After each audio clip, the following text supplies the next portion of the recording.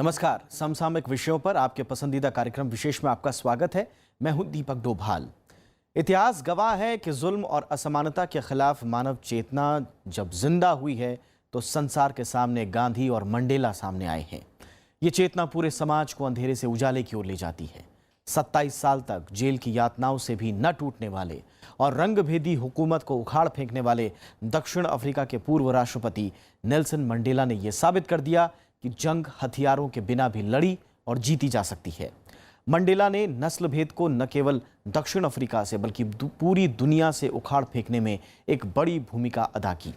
उन्होंने मानवता और मानव समाज को जो कुछ भी दिया उसे आने वाली पीढ़ी कभी भुला नहीं पाएगी और उससे सीख लेती रहेगी।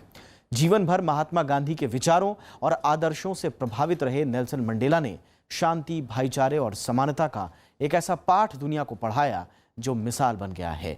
और मंडेला जीते जी एक आदर्श बन गए। मंडेला को इस संसार में आए 100 साल हो चुके हैं। बेशक अब वो हमारे बीच नहीं है, लेकिन उनका जीवन, उनका संघर्ष और उनके सिद्धांत आज भी पूरी दुनिया के लिए प्रेरणा है।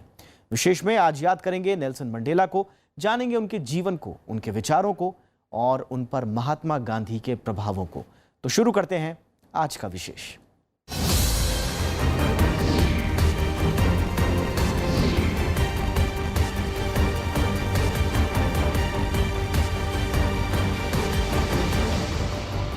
दुनिया में ऐसे कम ही लोग पैदा होते हैं जिनका जीवन अपने आप में दर्शन हो जाता है। वो दुनिया में आते हैं, दुनिया से चले जाते हैं, पर उनका प्रभाव हमेशा बना रहता है। ऐसे ही एक शख्स हैं नेल्सन मंडेला।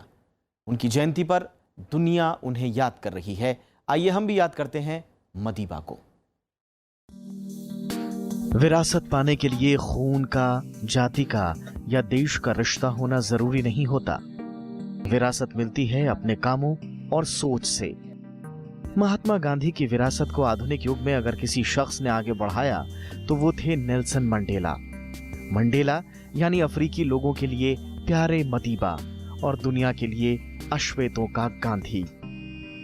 दुनिया की इस महान शख्सियत को धरती पर जन्म लिए 100 साल पूरे हो गए हैं। उनकी जयंती के मौके पर दुनिया भर में उन्हें याद किया गया। भारत के लिए उनकी बेहद खास अहमियत है। वो भारत रत्न और कई दूसरे सम्मानों से नवाजे गए हैं, इसलिए भारत में उन्हें खास तौर पर याद किया गया। मॉनसून सत्र के पहले दिन राज्यसभा की कार्रवाई की शुरुआत में उन्हें सदन ने याद किया। सभापति एम वेंकैया नायडू ने उन्हें महात्मा गांधी से प्रेरित हिंसा और नस्ल भेद के खिलाफ संघर्ष करने वाले एक महान क्रांतिकारी के तौर पर याद किया। जुलाई 18, 2018 marks the 100th birth anniversary of Sri Nelson Mandela. Sri Nelson Mandela, a non-violence, anti-apartheid revolutionary, was inspired by Mahatma Gandhi in his long walk and struggle against the apartheid. He directed a campaign of peaceful, non-violent defiance against the South African government and its racist policies. He became the South Africa's first black president from 1994 to 1999. He was awarded the Nobel Peace Prize in 1993 for his efforts to dismantle the country's apartheid system. Sri Nelson Mandela will continue to be a source of inspiration for civil rights activists worldwide. Mandela ने अपने जीवन से आम लोगों के साथ ही दुनिया की कई बड़ी शख्सियतों को भी प्रभावित किया। पूर्व अमेरिकी राष्ट्रपति बराक ओबामा भी उनमें से एक हैं। दक्षिण अफ्रीका के जोहान्सबर्ग में सालाना नेल्सन मंडेला लेक्चर में बराक ओबामा ने नेल्सन मंडेला को अपने जीवन की सबसे बड़ी प्रेरणा बताया। अपने संबोधन में उन्होंने महात्मा गांधी और मार्टिन लूथर किंग को भी याद किया। ओबामा ने दुनिया भर के लोगों से मानवाधिकारों का सम्मान करने का आग्रह किया। ब्रिटेन में भी नेल्सन मंडेला की 100वीं जयंती के मौके पर एक खास प्रदर्शनी का आयोजन किया गया। प्रदर्शनी में ब्रिटेन के राजकुमार हैरी और उनकी पत्नी मेगन ने भी शिरकत की। इस मौके पर नेल्सन मंडेला के आंदोलन के साथियों समेत कई अहम लोग मौजूद रहे। ऐसा नहीं था कि मदीबा ने शुरू से ही गांधी के रास्ते पर चलना शुरू कर दिया था। रंगभेद के खिलाफ उन्होंने हथियार भी उठाए, लेकिन जल्द ही उन्हें एहसास हो गया कि हिंसा से हिंसा का ही जन्म होता है। एक ऐसी ही हिंसक क्रांति की अगुवाई करते हुए उन्हें गिरफ्तार किया गया और आजीवन कारावास की सजा सुनाई गई। जेल में वो गांधी के दर्शन से रूबरू हुए और धीरे धीरे एक नए नेल्सन मंडेला ने जन्म लिया। पूरी दुनिया को अपने संघर्षों और सिद्धांतों से प्रेरणा देने वाले नेल्सन मंडेला ने 5 दिसंबर 2013 को इस दुनिया को अलविदा कह दिया। Bureau report, Rajya Sabha TV.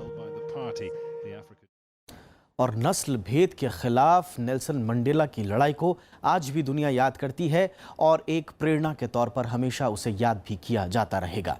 आइए देखते हैं कि रंग भेद के खिलाफ उनकी लड़ाई की कहानी दरअसल क्या है। I have fought against white domination and I have fought against black domination. I have cherished the idea of a democratic and free society in which all persons live together in harmony and with equal opportunity. It is an idea for which I hope to live and to see realized. But my Lord, if it needs be, it is an idea to die.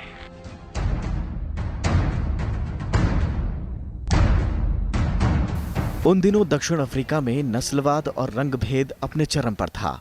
जब भी कोई अश्वेत बच्चा school जाता तो उसे याद दिलाया जाता कि उसका रंग काला है और अगर वो सीना तान कर चलेगा तो उसे जेल तक जाना पड़ सकता है। ऐसे ही परिवेश में नेल्सन मंडेला का बचपन बीता।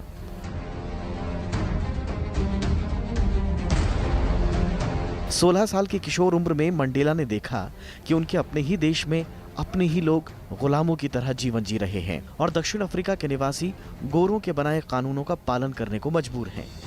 काले और गोरे रंग के आधार पर उनके बीच फर्क किया जाता है। ये बातें उनके दिलो दिमाग पर इस कदर बैठ गईं कि युवा अवस्था में ही उन्होंने ये ठान लिया कि दक्षिण अफ्रीका के लोगों को इस जुल्म और सितम से मुक्ति दिलाएंगे और एक स्वतंत्र और नस्ल भेद मुक्त राष्ट्र बनाएंगे। कॉलेज में पढ़ाई के दौरान ही उन्होंने रंग भेद के खिलाफ आंदोलन शुरू कर दिया और 1942 के बाद तो मंडेला ने नस्लवाद और रंग भेद के खिलाफ आंदोलन में खुलकर भाग लेना शुरू कर दिया। उन्होंने 1942 में अफ्रीकन नेशनल कांग्रेस ज्वाइन की। 1944 में उन्होंने अफ्रीकन नेशनल कांग्रेस के भीतर ही युवाओं के लिए एक अलग संगठन African national Congress youth league की स्थापना में महत्वपूर्ण भूमिका निभाई। यूथ लीग की मांग थी कि अश्वेतों के साथ हो रहा नस्ल भेद तुरंत खत्म हो, दक्षिण अफ्रीका में निष्पक्ष और लोकतांत्रिक सरकार का गठन हो और अश्वेतों के लिए कानून अश्वेत लोग ही बनाएं। इसके अलावा पूर्ण नागरिकता, जमीन का दोबारा बंटवारा, ट्रेड यूनियनों के अधिकार और बच्चों के लिए निःशुल्क और अनिवार्य शिक्षा सुनिश्चित की जाए। मंडेला की विचार शैली और काम करने की क्षमता से लोग प्रभावित होने लगे। एक महान नेता धीरे धीरे जन्म ले रहा था। अगले 20 सालों तक मंडेला ने रंग भेद और नस्लवाद के खिलाफ शांतिपूर्ण ढंग से अहिंसात्मक आंदोलन जारी रखा। It was when I came into the African National Congress that I realized that causes are only a part of the African people. That the task of the ANC was to unite the African people and out of them build a nation. Mandela के दबाव में आकर 1956 में African national Congress ने स्वतंत्रता का charter स्वीकार कर लिया, लेकिन सरकार ने मंडेला और उनके साथियों पर देशद्रोह का आरोप लगाकर उन्हें गिरफ्तार कर लिया। इस अपराध की सजा मृत्युदंड थी। इन सभी नेताओं पर मुकदमा चलाया गया और 1961 में नेल्सन और 29 साथियों को निर्दोष घोषित करते हुए रिहा कर दिया गया। ये मुकदमा ट्रेजन ट्रायल के नाम से मशहूर है। South Africa is a country of many races. There is room for all the various races in this country. रंगभेदी सरकार दमन और अत्याचार की सभी सीमाओं को तोड़ती जा रही थी। अफ्रीकी नेशनल कांग्रेस और दूसरे प्रमुख दलों ने सरकार के इस अत्याचार का विरोध हथियार से करने का फैसला किया। गोरों के अत्याचारों ने मंडेला को भी अपने विचार बदलने पर मजबूर कर दिया। मंडेला ने अफ्रीकी नेशनल कांग्रेस के सशस्त्र लड़ाका दल उमखोतो वे सिजवे यानी स्पीयर ऑफ द नेशन, जो MK के नाम से भी जाना जाता था, का गठन किया और इस गुट के अध्यक्ष बने। रंग भेद के खिलाफ लड़ने के लिए ये रास्ता नया था, लेकिन मंजिल अभी भी वही थी, अपने लोगों के लिए न्याय और सम्मान। There are many people who feel that it is useless and futile for us to continue talking peace and non-violence against a government whose reply is only savage attacks on an unarmed and defenseless people. रंगभेदी सरकार ने Nelson के इस नए दल पर प्रतिबंध लगा दिया। गिरफ्तारी से बचने के लिए मंडेला ने अपना छद्म नाम डेविड मोत्स्यामाई रख दिया और चोरी छिपे देश से बाहर चले गए। 17 महीना देश से दूर रहने के बाद 1962 में मंडेला दक्षिण अफ्रीका लौटे। पहुंचते ही उन्हें गिरफ्तार कर लिया गया। मंडेला पर आरोप लगाया गया कि 1961 में उन्होंने देश में 3 दिनों तक कामगारों को हड़ताल करने के लिए उकसाया और बिना पासपोर्ट देश से बाहर गए। मंडेला पर मुकदमा चलाया गया जो कि रोविनिया ट्रायल के नाम से मशहूर हुआ। इस मुकदमे में उन्हें 5 साल की सजा सुनाई गई और आम जनता से दूर रखने के लिए रॉबिन द्वीप पर उन्हें भेज दिया गया। रॉबिन द्वीप दक्षिण अफ्रीका का काला पानी माना जाता है। जेल में जाने से पहले अदालत को अपने बयान से संबोधित करते हुए मंडेला ने कहा, अपने पूरे जीवन के दौरान मैंने अपना सब कुछ अफ्रीकी लोगों के संघर्ष में झोंक दिया। मैं श्वेत रंग भेद के खिलाफ लड़ा हूँ और मैं अश्वेत रंग भेद के खिलाफ भी लड़ा हूँ। मैंने हमेशा एक मुक्त और लोकतांत्रिक समाज का सपना देखा है जहाँ सभी लोग एक साथ पूरे सम्मान, प्रेम और समान अवसर के साथ अपना जीवन यापन कर पाएंगे। यही वो आदर्श हैं जो मेरे लिए जीवन की आशा बने और मैं इसी को पाने के लिए जिंदा हूँ। और अगर कहीं ज़रूरत है कि मुझे इस लक्ष्य को प्राप्त करने के लिए मरना है तो मैं इसके लिए भी पूरी तरह से तैयार हूँ। इस बीच 1963 में मंडेला पर राजनीतिक षड्यंत्र और राजद्रोह का एक और मुकदमा चलाया गया जिसमें उन्हें और 10 अन्य अफ्रीकी नेशनल कांग्रेस के सदस्यों को उम्र कैद की सज़ा सुनाई गई। मंडेला को अपनी ज़िंदगी के 27 साल जेल की अंधेरी काल कोठरी में बिताने पड़े। इस दौरान उनकी मां और बेटी की मौत हो गई, लेकिन सरकार ने अंतिम संस्कार में शामिल होने की इजाज़त नहीं दी। मंडेला ने अपने जेल के 27 साल के जीवन में 18 साल रॉबिन आइलैंड पर ही बिताए। 27 साल जिंदगी के, जो जिंदगी के सर्वोत्तम समय होता है जवानी का, वो उन्होंने जेल में बिताया। मंडेला अश्वेत लोगों के प्रतिरोध के प्रतीक बन गए थे। 1982 में मंडेला को रॉबिन आइलैंड से हटाकर पोल्समूर जेल भेज दिया गया। इस दौरान मंडेला की रिहाई के लिए दक्षिण अफ्रीकी सरकार पर स्थानीय और अंतर्राष्ट्रीय समुदाय का दबाव काफी बढ़ने लगा। आखिरकार 11 फरवरी 1990 को तत्कालीन राष्ट्रपति FW de क्लार्क ने 27 साल से जेल में रह रहे मंडेला की रिहाई की घोषणा की।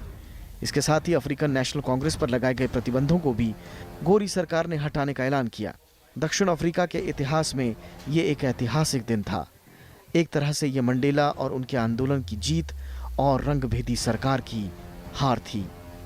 Bureau report, Rajya Sabha TV. नस्लवाद के दिनों में जब भी कोई अफ्रीकी मूल का या अश्वेत बच्चा स्कूल जाता था तो उसे पहले ही दिन एक नया क्रिश्चियन नाम दिया जाता था और वो आगे उसी नाम से पुकारा जाता था। ऐसे ही माहौल में जब एक दिन एक अश्वेत बच्चा पहली बार स्कूल गया तो टीचर ने कहा कि आज से तुम्हारा नाम नेल्सन होगा, और आज दुनिया उसे नेल्सन मंडेला के नाम से जानती है। मंडेला से पहले उनके परिवार में किसी ने स्कूली शिक्षा तक नहीं ली थी। आइए देखते हैं नेल्सन मंडेला के जीवन के बारे में विस्तार से और जानकारियां। 18 जुलाई 1918 को दक्षिण अफ्रीका में मबाशे नदी के किनारे ट्रांस्की के एक छोटे से गांव मवेजो में रोहिलहाला मंडेला का जन्म हुआ। रोहिलहाला का मतलब होता है पेड़ की डालियों को तोड़ने वाला प्यारा और शैतान बच्चा। पिता गडला हेनरी अपने कबीले के प्रधान थे। मंडेला जब बच्चे थे तभी स्थानीय गोरे शासन से विवाद के कारण पिता को कबीले के प्रमुख पद से हटना पड़ा। पूरे परिवार को मवेजो को छोड़कर उससे भी छोटे गांव कुनू जाना पड़ा। कुनू में उस समय ना तो सड़क, ना ही बिजली और ना ही कोई अन्य बुनियादी सुविधाएं थीं। ऐसे हालात में मंडेला का बचपन काफी मुश्किलों और अभावों भरे दौर से गुजरा। When I went to school, the lady teacher, Miss Mdingane, asked, "What is your name?" I told her my African name, Khorislas. She says, "No, I don't want that one. You must have a Christian name." So I say, "No, I don't have one." She says, "You are from today, you are going to be Nelson." Mandela जब 9 साल के थे तभी उनके पिता का निधन हो गया। पिता की मौत के बाद सबसे बड़ा सवाल तो यही था कि अब आगे की पढ़ाई कैसे होगी। ऐसे में मंडेला की शिक्षा दीक्षा की जिम्मेदारी तत्कालीन थुम्बू कबीले के प्रमुख ने उठाई। नेल्सन ने अपनी प्रारंभिक शिक्षा ट्रांस्की के क्लार्क बेरी मिशनरी स्कूल से पूरी की। स्कूली शिक्षा क्लार्क बेरी बोर्डिंग स्कूल से पूरी करने के बाद मंडेला ने हेल्ट टाउन के वेसेलियन सेकेंडरी स्कूल से मैट्रिक की परीक्षा पास की और आगे की पढ़ाई के लिए फोर्ट हरे कॉलेज में दाखिला लिया। फोर्ट हरे कॉलेज अश्वेतों के लिए बनाया गया एक विशेष कॉलेज था जो उस समय दक्षिण अफ्रीका में अश्वेत लोगों की पढ़ाई के लिए उच्च शिक्षा का एकमात्र केंद्र था। रंग भेद के खिलाफ आंदोलन करने के कारण उन्हें कॉलेज से निकाल दिया गया। मंडेला के घर वाले अब उनकी शादी कर देना चाहते हैं, लेकिन मंडेला तैयार नहीं हुए और घर से भागकर 1941 में जोहानिसबर्ग आ गए। जोहानिसबर्ग में उन्होंने जीवन यापन के लिए चौकीदार से लेकर क्लर्क तक की नौकरी की। उन्होंने पत्राचार से अपनी स्नातक की डिग्री हासिल की और कानून की पढ़ाई के लिए विटवाटरसरैंड विश्वविद्यालय में दाखिला लिया। इस बीच सन 1944 में उनकी जिंदगी में इल्विस मेस आई और दोनों शादी के बंधन में बंध गए। इस दौरान उनकी राजनीतिक सक्रियता बढ़ती जा रही थी और लोगों के बीच काफी लोकप्रिय हो चुके थे। लोग प्यार से उन्हें मदीबा कहकर बुलाते। रंग भेद के खिलाफ लड़ते हुए वे कई बार जेल भी गए। 1963 में उन्हें राजनीतिक षड्यंत्र और राजद्रोह के मुकदमे में 27 साल की सजा सुनाई गई। That Mr. Nelson Mandela will be released at the Victor Verster prison on Sunday, the 11th of February at about 3 p.m. Jail से रिहा होने के बाद 1991 में Nelson Mandela African national Congress के अध्यक्ष चुने गए। दुनिया भर में मानवता और समानता का संदेश देने वाले नेल्सन मंडेला को 1993 में FWD क्लार्क के साथ संयुक्त रूप से नोबेल शांति पुरस्कार से नवाजा गया। 27 अप्रैल 1994 को दक्षिण अफ्रीका में पहली बार बहुनस्लीय और लोकतांत्रिक चुनाव हुए और 10 मई 1994 को 77 साल की उम्र में नेल्सन मंडेला दक्षिण अफ्रीका के पहले अश्वेत राष्ट्रपति चुने गए। राष्ट्रपति बनने के बाद मंडेला ने दक्षिण अफ्रीका को हर क्षेत्र में एक मजबूत राष्ट्र बनाने के अनेक उपाय किए। दक्षिण अफ्रीका को एक नई दिशा और दशा देने के बाद 1999 में मंडेला ने खुद को सक्रिय राजनीति से अलग कर लिया। जून 2004 में 85 साल की उम्र में मंडेला ने सार्वजनिक जीवन से औपचारिक संन्यास की घोषणा कर दी और अपने पैतृक गांव कूनू में जा बसे, जहां 5 दिसंबर 2013 को दुनिया की इस महान हस्ती का निधन हो गया। आने वाली सदियों में जब भी इंसानियत का इतिहास लिखा जाएगा, उन्हें हमेशा नई राह गढ़ने वाले के तौर पर याद किया जाएगा। Bureau report, Rajya Sabha TV. रंगभेद के खिलाफ जंग जीतने का सबक मंडेला को महात्मा गांधी के संघर्षों से ही मिला। मंडेला का भारत प्रेम इससे भी जाहिर होता है कि रिहाई के बाद उन्होंने सबसे पहले भारत की ही यात्रा की। मदीबा के लिए भारत केवल एक मुल्क नहीं बल्कि प्रेरणा स्रोत रहा। यहाँ वो जब भी आए, लोगों ने उन्हें गांधीवादी के रूप में देखा और उनको पूरा सम्मान दिया। उनके साथ जरा सा वक्त गुजारने के लिए बड़ी बड़ी हस्तियां मौके की तलाश में रहती। मंडेला के प्रति भारतीयों का प्यार ही था कि जब वो बीमार पड़े तो लोगों ने उनके लिए दुआएं मांगी।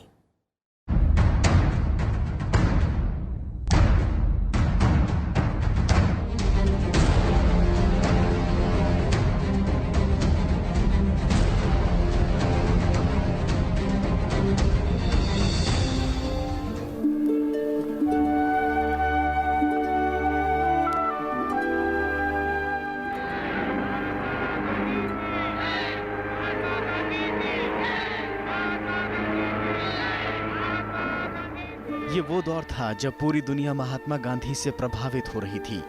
नेल्सन मंडेला भी उनमें से एक थे। वैचारिक रूप से खुद को गांधी के काफी नजदीक वो पाते थे और ये प्रभाव उनके चलाए गए आंदोलनों पर स्पष्ट रूप से दिखाई दे रहा था। करीब 20 सालों तक मंडेला ने रंग भेद और नस्लवाद के खिलाफ शांतिपूर्ण ढंग से अहिंसक आंदोलन जारी रखा। महात्मा गांधी से ही प्रभावित होकर उन्होंने 1952 में नागरिक अवज्ञा आंदोलन किया, जिसमें बड़ी संख्या में लोगों ने भाग लिया। उन्होंने दक्षिण अफ्रीका के अश्वेत लोगों को सस्ते दर पर कानूनी सलाह देने के लिए अपने साथी ओलिवर टॉम्बो के साथ मिलकर law firm Mandela and Tombow की स्थापना भी की।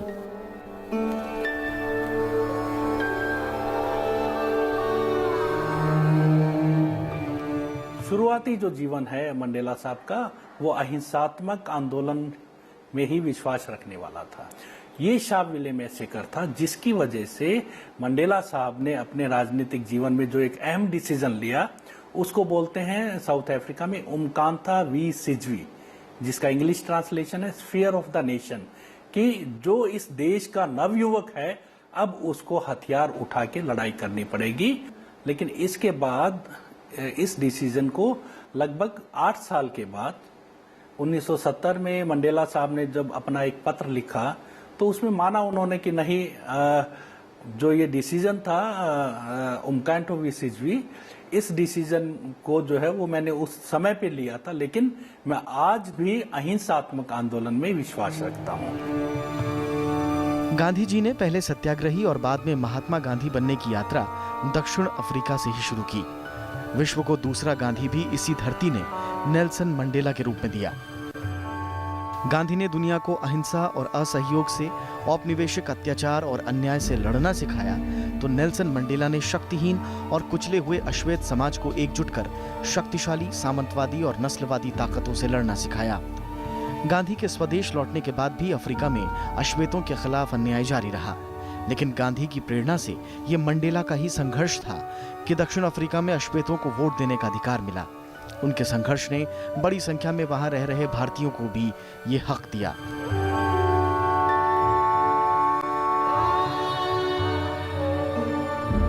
जब उनको यहाँ भारत में आमंत्रित किया गया था पुरस्कृत करने के लिए, तब भी उन्होंने ये कहा था कि गांधी के रास्ते पर चलकर हम कामयाब हुए, गांधी के चिंतन से हम प्रभावित हुए। गांधी ने सत्याग्रह का जो रास्ता अपनाया, उस रास्ते पर हम आगे बढ़े। तो उन्होंने गांधी के विचार, दर्शन और लोगों के साथ जोड़कर काम करने की रणनीति विकसित की। भारत के साथ मंडेला का रिश्ता हमेशा से विशेष रहा। गांधी के विचारों से मंडेला पूरे जीवन भर प्रेरणा लेते रहे। रंग भेद आंदोलन के दौरान भारत सरकार और भारतीय जनता ने पूरे दिल से दक्षिण अफ्रीका और नेल्सन मंडेला का साथ दिया। 27 साल सलाखों के पीछे गुजारने वाले नेल्सन मंडेला की 1990 में जब रिहाई हुई, तो दुनिया में लोकतंत्र के इतिहास की एक नई इबारत लिखी जा रही थी। रंग भेद के खिलाफ जंग दक्षिण अफ्रीका ने जीती थी, तो इसका जश्न भारत में भी मना। मंडेला का भारत से इतना गहरा लगाव था कि रिहाई के बाद उन्होंने यात्रा के लिए जो देश सबसे पहले चुना, वो भारत था, और महात्मा गांधी ने इसमें सबसे बड़ी भूमिका निभाई। ऐसे में भारत भी अपने फर्ज से पीछे नहीं रहा। उनकी कुर्बानी और संघर्ष को सलाम करते हुए देश ने उन्हें 1990 में सर्वोच्च नागरिक सम्मान भारत रत्न से नवाजा।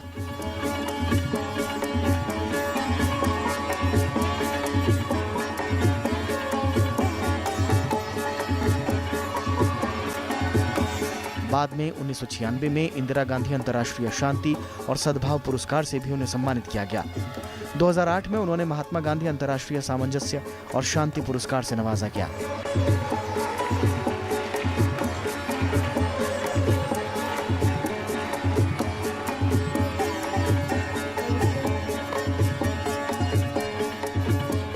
उन्होंने हथियारबंद लड़ाई का रास्ता छोड़कर अहिंसा का रास्ता अपनाया। लोगों को सत्याग्रही रास्ते पर ले जाने के लिए तैयार किया। सबसे बड़ा रास्ता तो ये था। और दूसरा ये, जो आज़ादी हासिल करने के बाद, राष्ट्रपति बनने के बाद, उन्होंने रिकंसिलिएशन कमीशन बनाया। अंग्रेजों को भगाने के लिए नहीं काम किया, अंग्रेजी सत्ता को बदलने का काम किया, जो गांधी ने कहा था। मंडेला महात्मा गांधी की स्वावलंबन की नीति से भी बहुत प्रभावित रहे। उन्होंने 2007 के वीडियो संदेश में कहा कि अगर आज देश स्वावलंबन की नीति को आचरण में ला सकें, तो विकासशील देशों की गरीबी हट सकती है और विकास आगे बढ़ सकता है। गांधी की अहिंसा और समानता की नीति यूं तो वैश्विक है, लेकिन 20वीं सदी में शायद नेल्सन मंडेला इस बात के सबसे अच्छे उदाहरण हैं कि महात्मा गांधी की विचारधारा आज के दौर में किस तरह से प्रयोग में आ सकती है। लोकतंत्र के संघर्ष के लिए मंडेला ने राष्ट्रपिता महात्मा गांधी के आदर्शों को अपनी लड़ाई के हथियार के तौर पर चुना। महात्मा गांधी ने रंगभेद के खिलाफ अगर अपनी लड़ाई दक्षिण अफ्रीका में लड़ी, तो नेल्सन मंडेला ने उसी जमीन पर गांधी की विरासत को आगे बढ़ाया, जिसका नतीजा है कि मंडेला को अफ्रीकी गांधी और अश्वेतों का गांधी जैसे नामों से याद किया जाता है। Bureau report, Rajya Sabha TV.